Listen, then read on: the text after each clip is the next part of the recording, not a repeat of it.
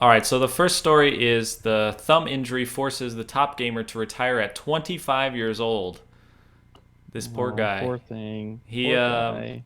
well, you say it sarcastically, but I'm actually, the way I think about it. Okay, so first he's a Call of Duty gamer, and Mm-hmm. he's having to retire because of thumb and wrist injuries, which if to us is like boo hoo, boo hoo, but at the same time, like this guy, his career, like an NFL football player or a baseball player, like this is what he does probably day in and day out.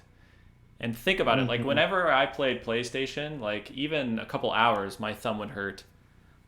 Oh But yeah. I can't imagine this guy like hours and hours a day is doing that. But but why, like I think this is a kind of serious thing, is if you ask young, like real young people nowadays, they're not watching sports. Like how, remember how you and I, when we were young, like our heroes were either baseball players or football players. Like my big football hero, you'll think is funny, was Steve Young with the 49ers. Oh Um, yeah. because at that time they were going to the Super Bowl, and I was at that perfect age where like we're looking for heroes and such. And so I had his poster on my wall, I had an action figure, everything.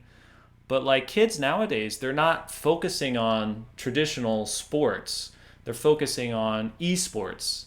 And so like this guy is probably a hero to thousands of kids, and now he's having to um, retire, I guess, because of his injuries.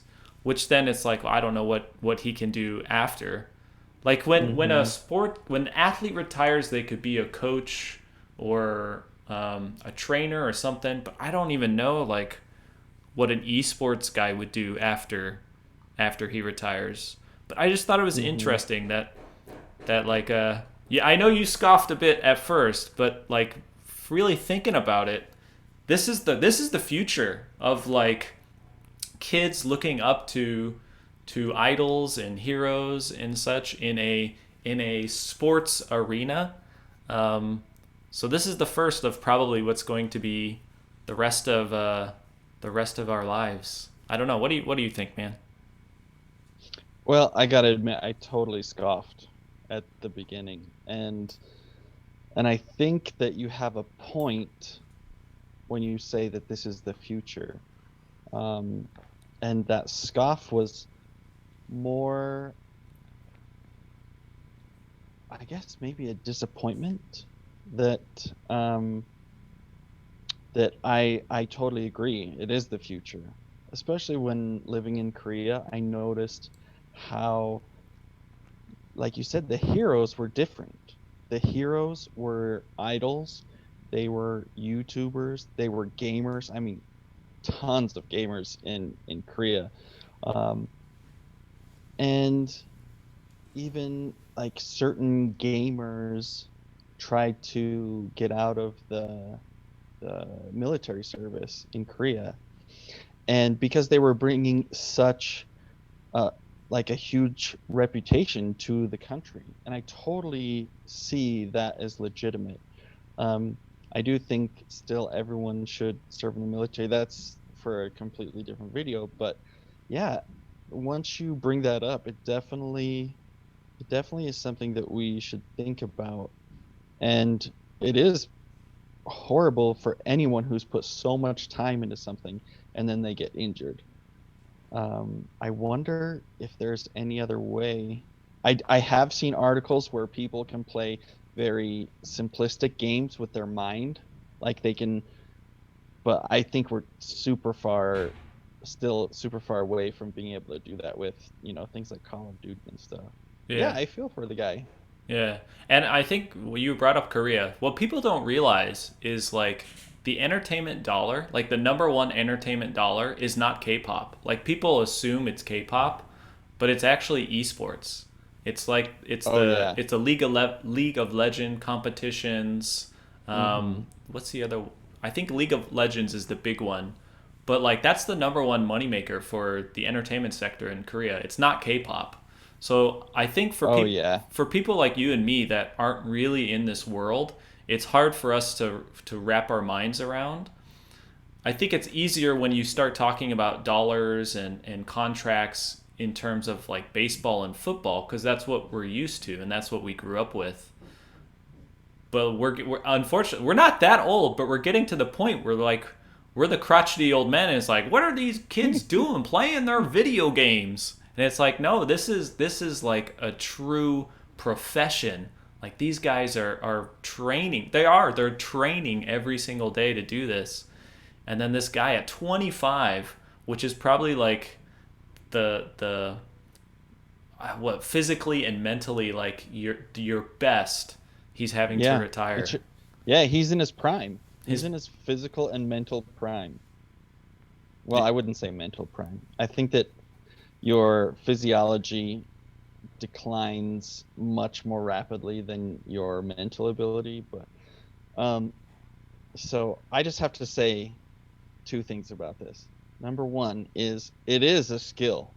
It is a very, very complicated skill, sometimes in many different ways. So you have like the first person shooters where you're actually having to check like five or six things at once.